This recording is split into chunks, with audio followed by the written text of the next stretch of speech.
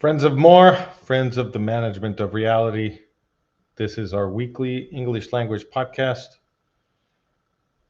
on April 9th, 2026. And the topic today is Orson Welles, The War of 1938.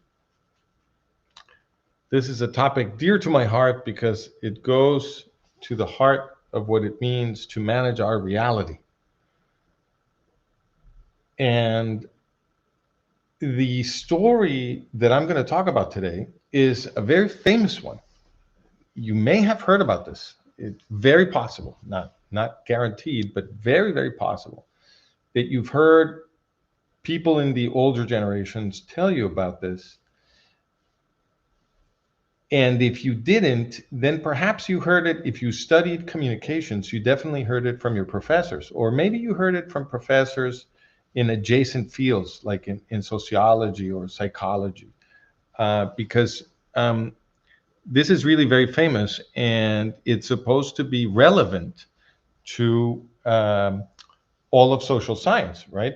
Because it's the Panic of 1938 is a major event, and therefore it's supposed to be, data. It's supposed to be evidence for us to consider when we're trying to understand, human behavior, right? So what is this? In a nutshell, the story is that in 1938, Orson Welles, the famous director, actor, writer, producer, he could do anything, right? He staged for the radio an adaptation of the War of the Worlds novel that the author H.G. Wells published towards the end of the 19th century. Okay? H.G. in the novel, it's a pioneer of science fiction. The novel has been enduringly popular. I'm going to say that it's not a very good novel. It's just boring. Martians come and they start exterminating everybody. There's nothing really that humans can do. Everybody gets, they're just mowing down the human species with ray guns from their spaceships. And it's only because at the last minute, some human pathogen that they have no immune defenses for, goes through the Martian population, kills them all, and humanity is saved. If you want to see an adaptation of this story, you can go see a movie that what's his name, Tom Cruise did years ago, about the war, called The War of the Worlds, I believe. The movie is also very boring because the story is very boring. Okay, but for some reason it's been enduringly popular. It was certainly popular in 1930 when Orson Welles made his radio adaptation. And so what Orson Welles did is he adapted the novel into a format where every scene, if you will, every new item of information that he gives you is in the form of a news bulletin. All right. So you're hearing a series of news bulletins. That's what it is. And the simulated broadcaster is giving you a blow-by-blow kind of narration of unfolding events. And so people listening to this, according to the story that we hear, thought these were real news bulletins, right? So the guy is saying, and we're here in New Jersey, for CBS News or whatever. We're here in New Jersey, standing outside of the whatever park, and there's an object. It's a metal object. People are looking at it. They called the police. They're going to inspect it. Blah blah blah. So that was the first one, and then there's a second one, and then they're trying something, and it doesn't open, and then they start shooting at them, and so on and so forth. In each unfolding event is relayed via some simulated news bulletin, right? Now, according to the story, a lot of people thought, like a lot of people, so we're talking about a nationwide phenomenon. They thought that this was real. They thought that these were real news bulletins, and therefore that a real Martian invasion was underway, and that it was exterminating the human species. And so you had panic, mass panic, hysteria, people running out into the streets, trying to get out of the cities as fast as they could, running into each other, crashing into each other, all kinds of accidents, people falling out of buildings, blah, blah, blah, because there was pandemonium. And when people tell you about this event, they almost always make a point about how this is important to understand for purposes of getting a grip on the kind of effect that the media can have on a society, right? It's a sort of a moral lesson, a scientific and moral lesson at the same time. It's like, ooh, the media can do this. The media can fool an entire country. It's dangerous. It has to be used responsibly. This kind of comment will always be made when this story is being told. And of course, different kinds of theories have been proposed, in social psychology and in sociology and so forth, to try to understand why the panic happened this way and so forth. All right.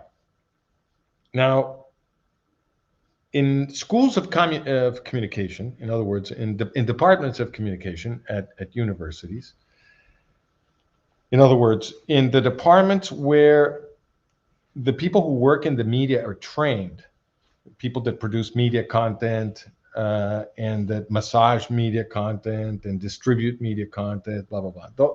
The people that work in all of those roles are trained in departments of communication. That's what they're called. In those departments, the story of the Panic of 1938 is tremendously important, right? It's like it's because you're learning about media, and about the effects of media on people and so forth. So this event is obviously a big protagonist.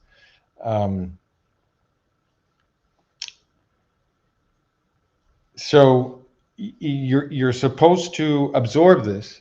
This happened, and you're supposed to learn something about the human species and about the power of media and so forth by discussing it.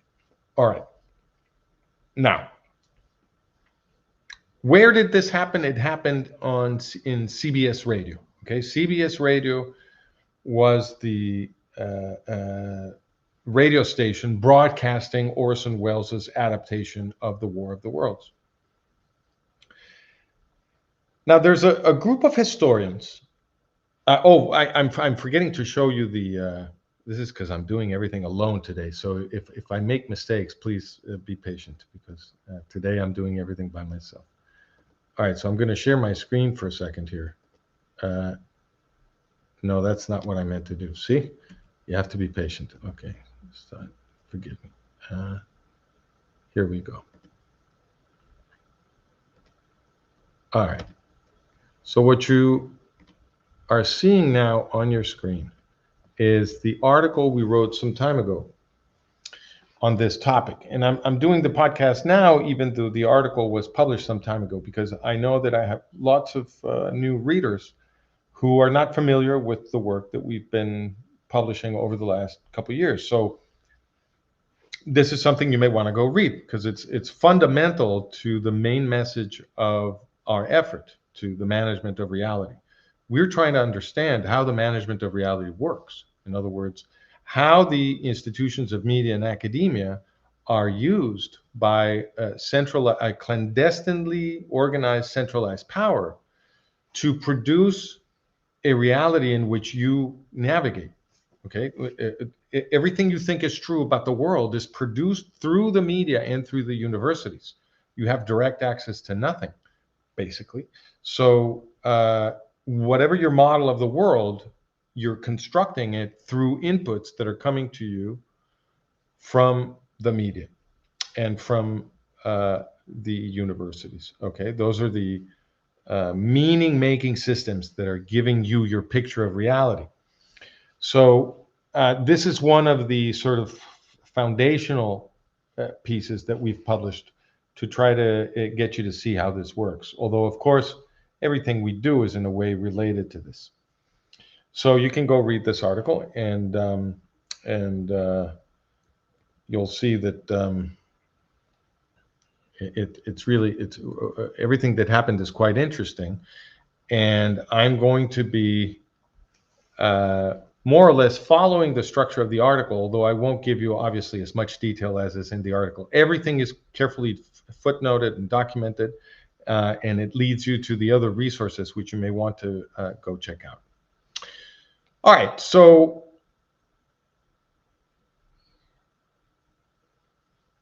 in the late 1990s, a group of historians, a bunch of historians, started looking at this story and noticing that it was very strange, that the claim that there was a mass panic was very, very strange. Why? Well, first because to believe that Orson Welles' radio show in 1938 could produce a nationwide panic, with masses of people going crazy in the streets because they think there's a Martian genocide going on, you'd have to believe, first of all, that Orson Welles somehow was hiding the fact that this was an adaptation of the novel.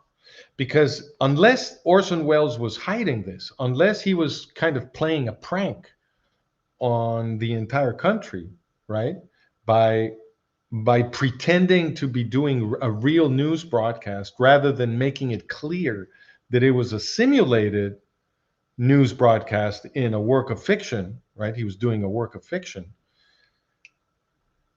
Unless you believe that, there's just no way that this can produce a panic. I mean, if everybody listening knows that they're listening to a work of art and that the news bulletin format is just a stylistic choice to deliver the work of art, and it is in no way to be treated as a real thing, right? If everybody knows this, it's impossible that this is going to produce a panic, right?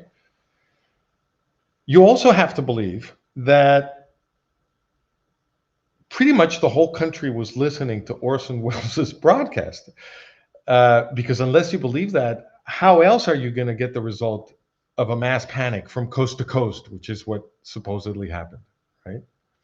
You can see here again, if you look at the headline here.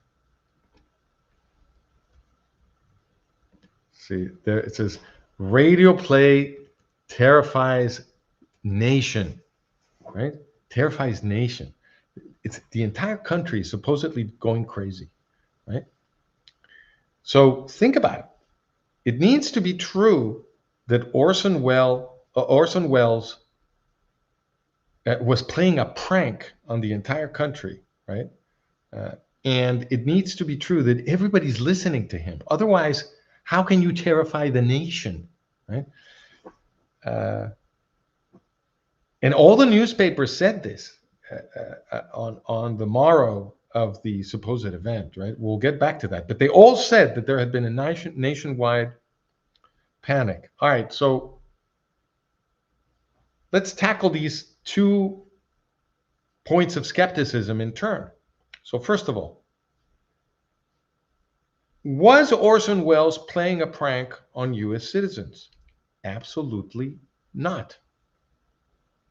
His adaptation of The War on the Worlds was aired on a show called Mercury Theater on the Air, which was a regularly programmed show with Orson Welles. It had a regular audience, people who tuned in. I think it's fair to say that the overwhelming majority of the population is not crazy about theater. So it had a dedicated audience, but it was a tiny audience. People knew when the show was programmed. It was at a given hour. They had to tune in at a particular frequency. Most people didn't even know about this show. And the show itself was, of course, announced in the listings, right? So what did that say? Well, it said exactly what it was going to be. It said that Orson Welles was going to do a radio adaptation of the novel War of the Worlds. It was announced as one more theatrical piece by Orson Welles, who was always doing fiction in that program, right? That makes it kind of hard for people to get mixed up about whether this is a work of art or a real news bulletin, right? But in addition to that, in addition to the fact that it was explicitly announced in the listings with its at the scheduled time as a work of art, in addition to that, the show had an introduction where a narrator explained to the public that they were about to hear a work of fiction and that the format of news bulletins was all fake and should not be interpreted as something real. So there's an introduction to remind you that what you're about to hear is fiction. And on top of that, there were regular interruptions to the show every so many minutes where the narrator's voice would come back in and remind the audience that they were listening to a work of fiction. So there's just no way that people listening to this could be very confused about this. I mean, come on. I mean, it's almost impossible to imagine that Orson Welles could have been more careful to explain to people that this was a work of art and not a series of real news bulletins. Now, what about the second point? Well, we have the statistics about how many people were listening to this. These historians went and got them, right? And it turns out that almost nobody was listening to Mercury Theater on the air on that particular day. So these historians started digging into the story to try to see try to understand these contradictions, right? And the more they dug, the more evidence kept cropping up that in fact there had been no panic in 1938. So to give you an example of how they investigated this, all of the newspapers on the next day said that because of the mayhem coast to coast, because there had been this mass panic all over the United States, of course, people going crazy in the streets, the people falling over each other, falling from buildings, crashing in the streets as they try to flee the cities and so forth. Obviously, there were accidents, right? So there was all this talk about accidents, people dying and so forth. So the historian said, well, we have to see, if this happened, we would have to see a spike in the hospital statistics, right? How many people were taken to the hospital for accidents? How did the numbers go up in the emergency rooms and so forth? They couldn't find any evidence of a spike. In fact, they were not able to document a single death as a cause of the supposed panic, as a consequence, forgive me, of the supposed panic. Let me see if I'm missing something important. So anyway, so they kept digging. Oh yes, they kept digging, and they find that Frank Stanton, who had been president of CBS, right? So he was president of CBS for many years. But before that, in 1938, Frank Stanton had been in charge of CBS's statistics, right? So how many people watched the show? Did they like it? Didn't they like it? Why didn't they like it? Blah, blah, blah. This kind of stuff. Audience response. He'd been in charge of that in 1938. So because he ended up being a very important guy, he was president of CBS for many years. Towards the end of his life, when he was in his 90s, he was interviewed for a book about his life.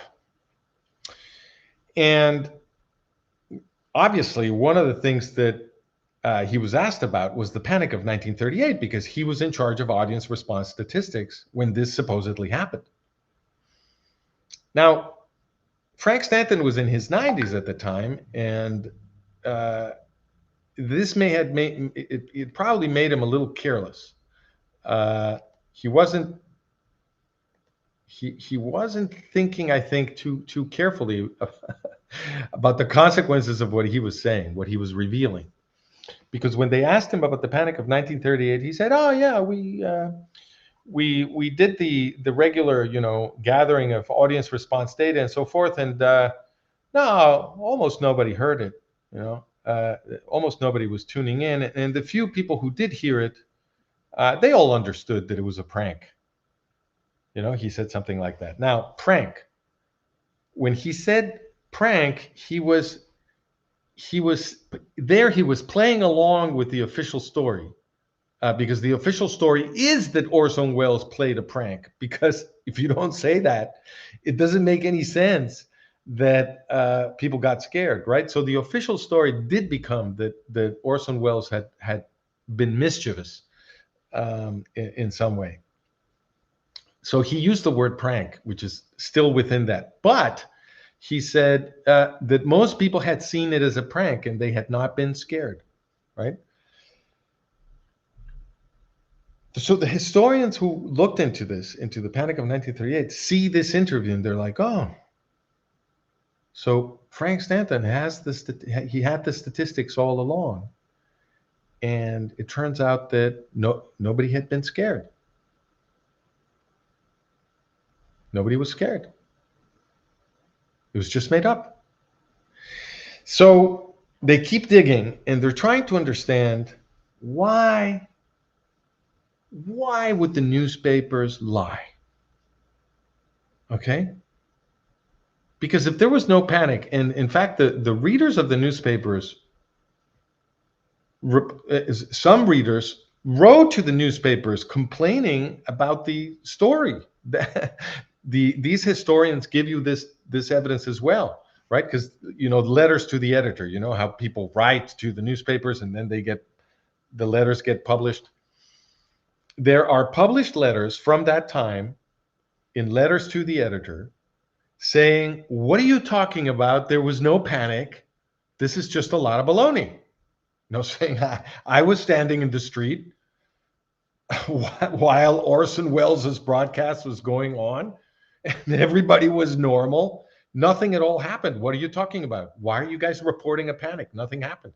These letters exist. They're part of the archive, and the historians include them in the evidence, right?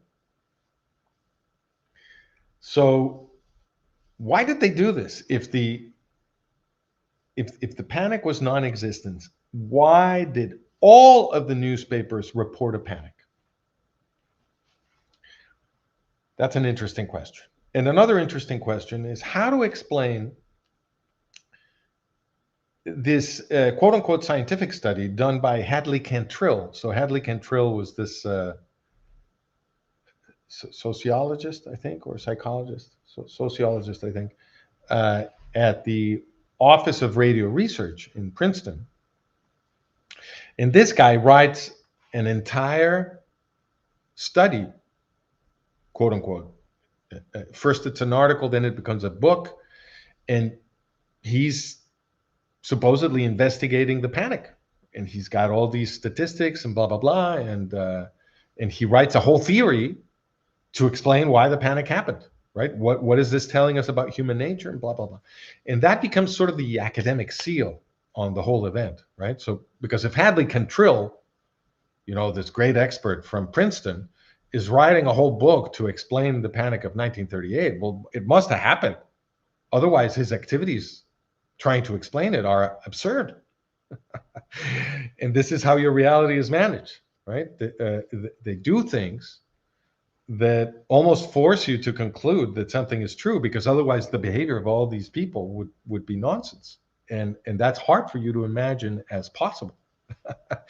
that people could be behaving in these ways just to fool you, right? That seems implausible. So your brain goes straight to, well, if Hadley Cantrill wrote an entire book to explain the Panic of 1938, it must have happened. And all of that together created the historical event, the memory of the historical event for everybody. Now, let me just show you.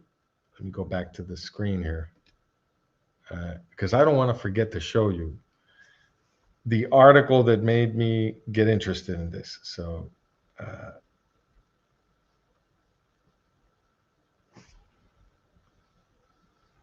it's right here. So that's an article published in Slate. It's called "The Myth of the War of the World's Panic," authored by historians Jefferson Pooley and Michael J. Socolow. The date is 2013. Okay, that's the 75th anniversary of the CBS broadcast by Orson Welles on the War of the Worlds, the adaptation of the War of the Worlds. So on the 75th anniversary, these two historians said, well, look, we've demonstrated that there was no panic, so we're going to publish an article explaining that. And the title of their piece is "The Myth of the War of the World's Panic. Orson Welles' infamous 1938 radio program did not touch off nationwide hysteria. Why does the legend persist?" And they lay out the evidence that I've been talking about. Okay? All right. You can go read it. It's quite interesting. And that was the sort of the motivation for me to get interested in this. Now,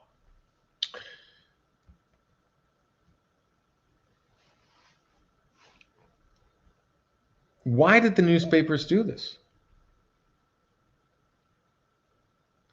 Pooley and Socolow, these two historians, they present the following hypothesis. See, they notice. Let me show you this quote, because then you'll understand exactly how they construct this hypothesis. Here it is.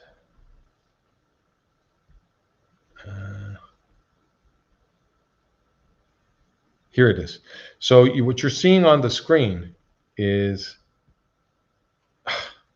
forgive me, I'll make this smaller.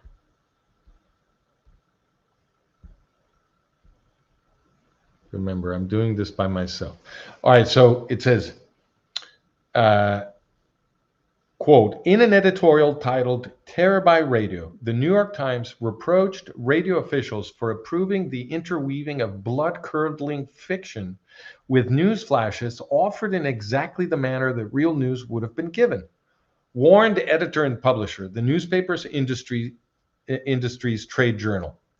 The nation as a whole continues to face the danger of incomplete, misunderstood news over a medium which has yet to prove that it is competent to perform the news job. End of quote. So they noticed, this is an example of what they noticed was going on, right? The newspapers, on the one hand, were claiming that Orson Welles' CBS radio show had produced a nationwide panic. So on the one hand, they're doing that. But in parallel with the reporting about that supposed nationwide panic, there was all this criticism about radio being, this adolescent, immature medium, which has not, developed to the point where it has the adult responsibility for giving people the news, right? It was that kind of a condescending kind of trying to put down radio. Radio can't give the news. They're not ready. Look at what they did. They scared everybody. These people shouldn't be in the business of news reporting at all, right? That was sort of the tenor. And so these historians, Jefferson Pooley and Michael Socolow, they noticed this, that that the reporting on the panic and the criticism of radio as a medium that shouldn't really be giving the news were going in tandem.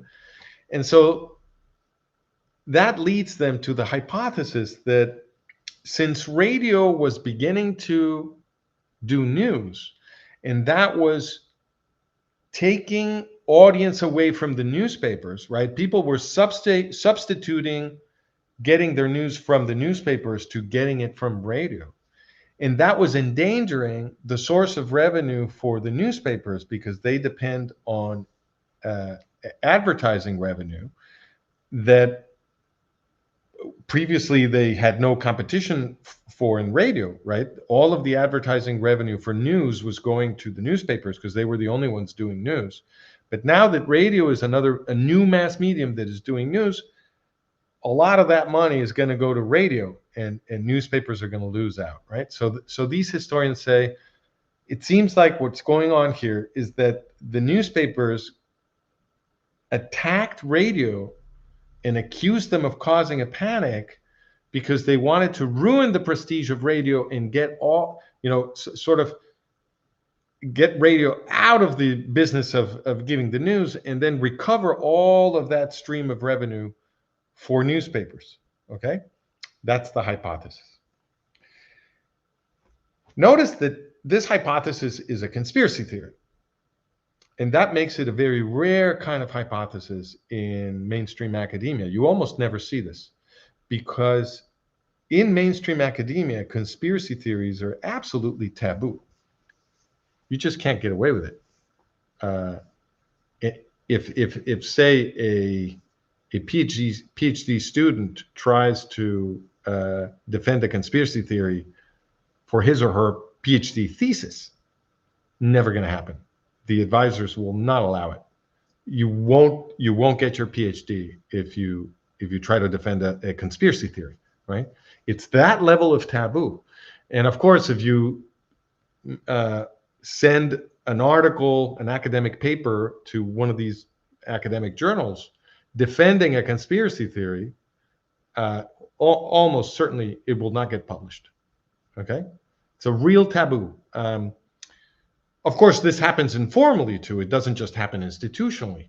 If you are in a private conversation with people who have a university education, these people will scold you for even entertaining a conspiracy theory. And whenever in this polite society, university educated polite society, whenever anybody actually proposes any kind of idea that might be identified as a conspiracy theory, what everybody always does is they preface, look, I'm not a conspiracy theorist, but, or I don't really believe in conspiracies, but, right? And then they say their idea. So they have to, whenever you present something that might be interpreted by someone as a conspiracy theory, you apologize in advance. That's the level of taboo we're talking about. All right, it's part of university culture, and this taboo has essentially killed all political science, because if you can't put on the table hypotheses about possible misdeeds, secret misdeeds of the power of people in power, well, then you're basically not doing theory at all. People in power have always conspired in secret to ruin other people and most people. This has always been happening. It's not a new thing, right? So if this common category of behavior for powerful people is ruled as inadmissible in principle, well, then you're not doing theory at all, right? That's like saying, I'm going to do astronomy, I'm going to study gravity, but only for planets and stars, or only for celestial bodies that are bigger than, say, the planet Earth. You're going to rule out a giant class of bodies. Well, obviously, you're not studying celestial bodies at all. You're doing some kind of nonsense, right? The same thing happens in political science. If you eliminate for consideration an entire class of behavior, which happens to be common among the very people you are studying, then obviously you're not doing science at all. You're just pretending to do science. You're laboring in a pseudoscience, and that is exactly what political science and international relations theory are. They're pseudosciences. So the fact that these two historians are proposing a conspiracy theory is remarkable, but they have no alternative, because what they have documented is completely collusive behavior on the part of the newspapers to tell a lie. So how are you going to get out? How are you going to get out of proposing a conspiracy theory? There's just no way.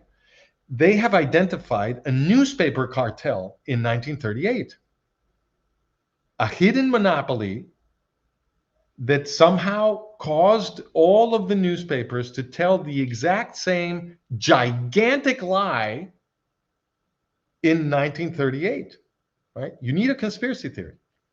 Now, I don't like this conspiracy theory that Puli and Sokolow have proposed. I obviously don't dislike it because it's a conspiracy theory, because I have no problem with conspiracy theories. I myself am a proud conspiracy theorist. So the problem is not that it's a conspiracy theory. What I don't like about it is that it doesn't explain the data.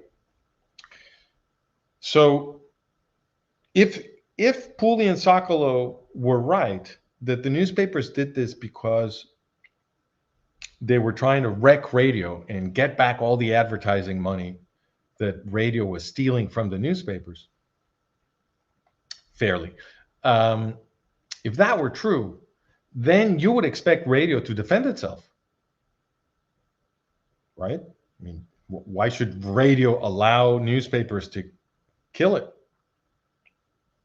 So what you would expect in these circumstances is that CBS radio would demonstrate that there was no panic, which they can do because they have the audience response statistics. Frank Stanton had them. They always had them. So they could show the audience response statistics and then turn it around to the newspapers and say, what are you talking about? There was no panic. If you want to claim that there was a panic, how about presenting some evidence, right?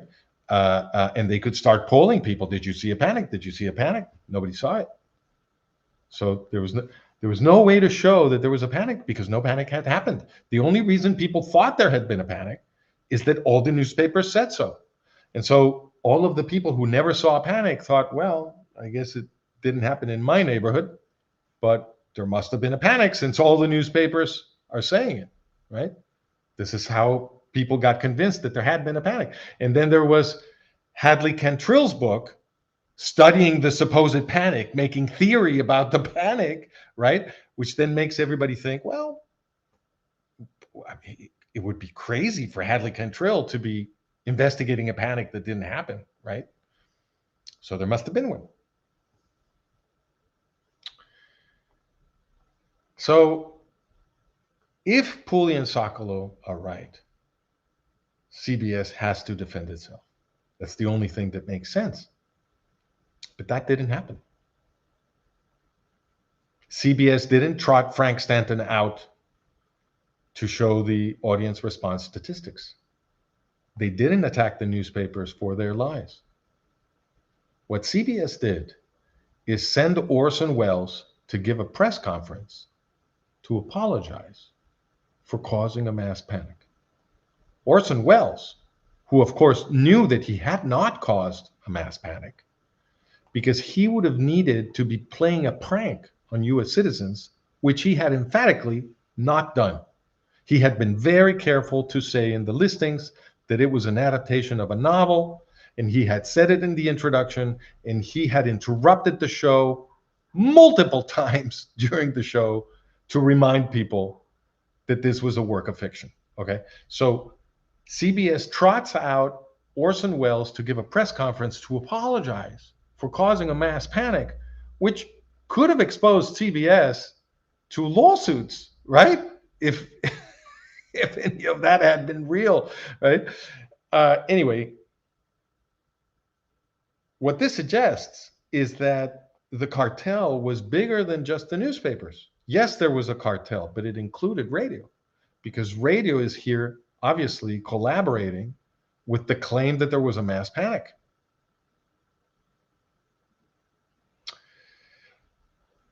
So the conspiracy theory needs to be a lot bolder than what these two historians have proposed. Now, here's where things get really interesting. Because as I explained in the last part of the article, it turns out that the people involved in this broadcast, Orson Welles and Frank Stanton, and the people at and Hadley Cantrill, and the Office of Radio Research at Princeton, and William Paley, the owner of CBS, all of them were very tight with the Rockefellers. Okay? The Rockefellers are, at this time, I don't know if this is still true, but at this time, probably not true today. Well, who knows? As a family, it might still be true. But definitely in 1938, the Rockefellers were the wealthiest family in the entire world. And they were throwing their money around politically all over the place. They had been corrupting the mainstream Western media for years. Okay, they had been buying up newspapers and they had been corrupting everything. They had been buying up senators and so forth. There had been a couple of scandals about this. And in the 1930s, they had an entire research program privately funded by the Rockefeller Foundation to figure out the laws of psychological warfare. In other words, the laws of how to use a clandestinely controlled mass media in order to manage reality for the citizens. Okay? And with that, to steer the politics of the country in a particular direction. This is what they were studying. Okay? They had an entire research program. They were paying scientists to figure this out.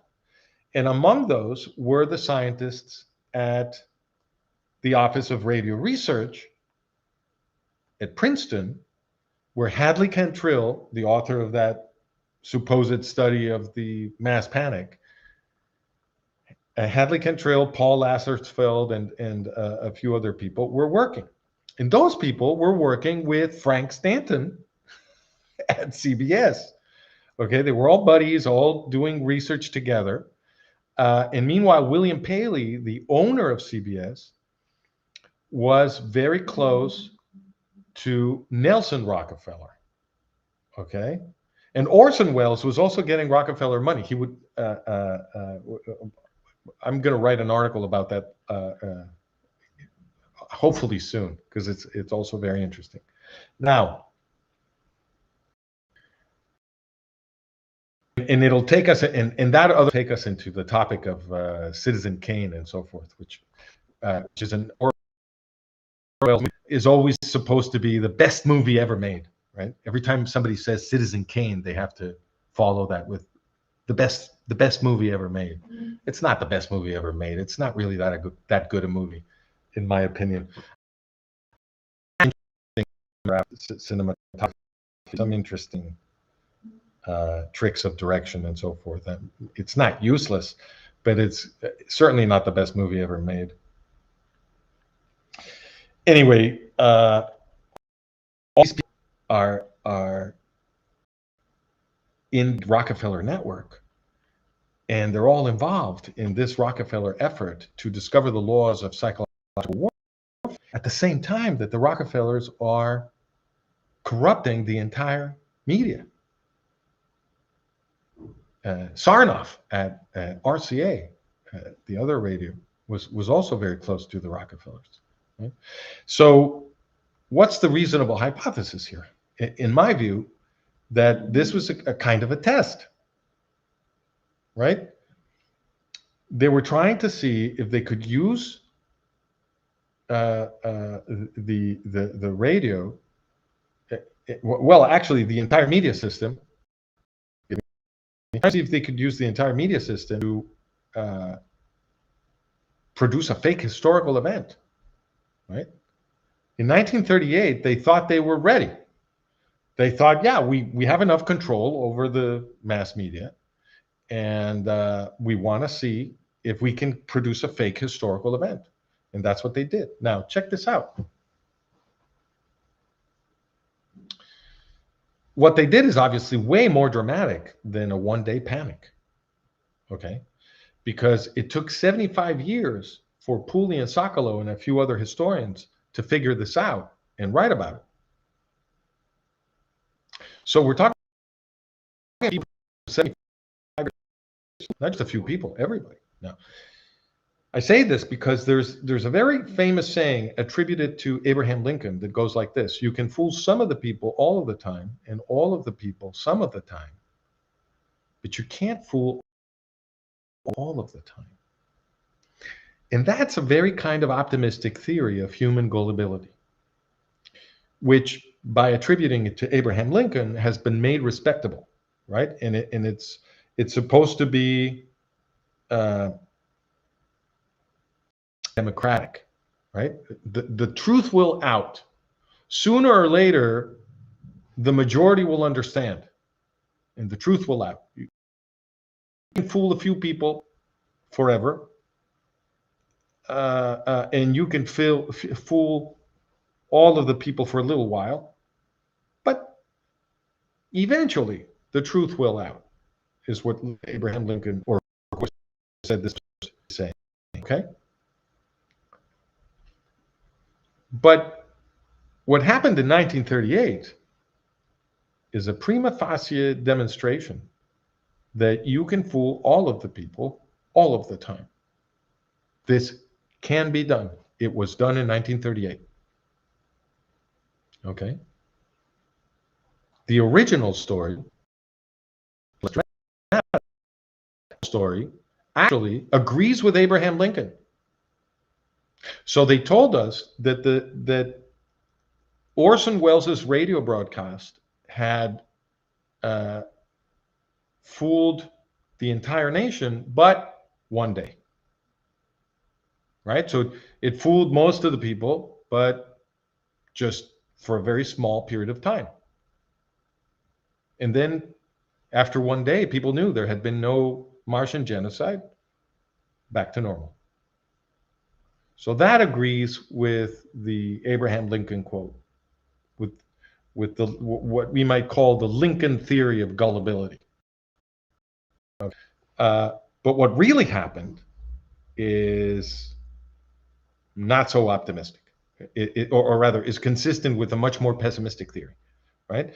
Because what was demonstrated in 1938 is that you really can fool all of the people all of the time. Now, it gets more worrisome because the people that the network psychological warfare, how to use a controlled media system to manage the reality of an entire country. Those people getting money from the Rockefellers became the psychological warfare experts of the US government during World War II. When the same Rockefellers, Nelson and David Rockefeller, were running the propaganda, some of the propaganda operations of the US government during that war. And then after the war, the same Rockefellers were instrumental in setting up the CIA, much of this through their retainer, Allen Dulles, and other retainers of the Rockefellers. And the previously Rockefeller scientists, so the scientists that were getting Rockefeller funding before the war, who became psychological warfare experts for the US government during the war, after the war, became professors of communications. Immediately after the war, a giant amount of money was poured into the creation of the departments of communication. This discipline didn't exist before the war as a university department. Okay, this is post-war. All of a sudden, departments of communication appeared in U.S. universities all over the place, and they were peopled by these professors, these Rockefeller professors that had become psychological warfare experts during the war. And they were funded with lots of CIA money that was laundered through the Rockefeller Foundation and a couple of other foundations. So the whole thing was an intelligence operation, okay? And all of this has been very carefully documented in the work of several historians. I give you the references there. It's not like this is speculation. Speculation. This is all documented fact, right? So one way of interpreting the 20th century is that by 1938, the network and their allies and retainers had achieved clandestine control over the Western mass media. And that control was handed over to the CIA after World War II.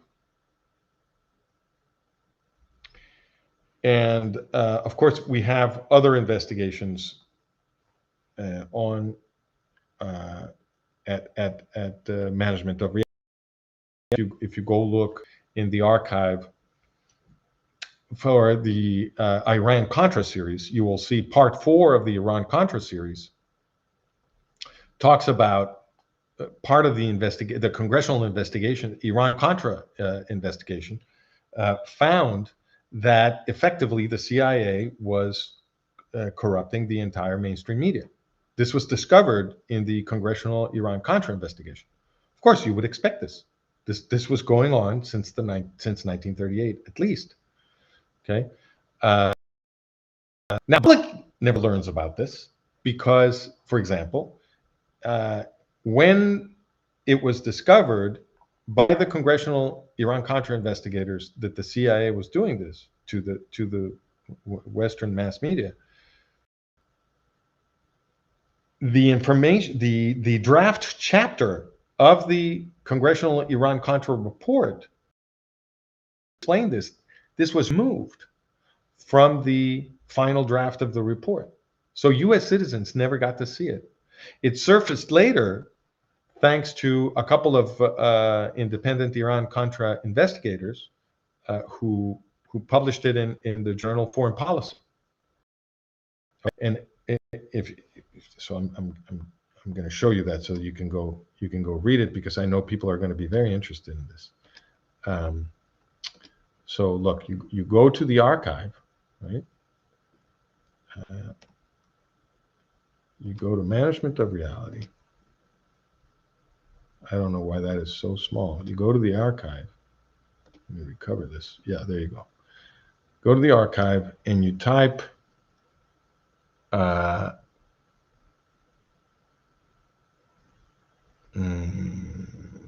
type Iran-Contra, and then they should all show up. That's part 4. That's what you're looking for. And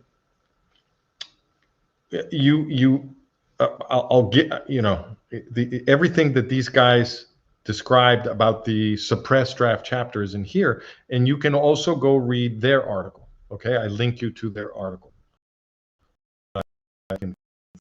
Amazing.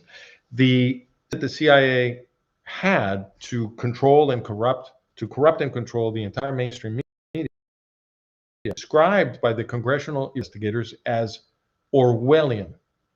Okay, it was compared to what happens in totalitarian systems.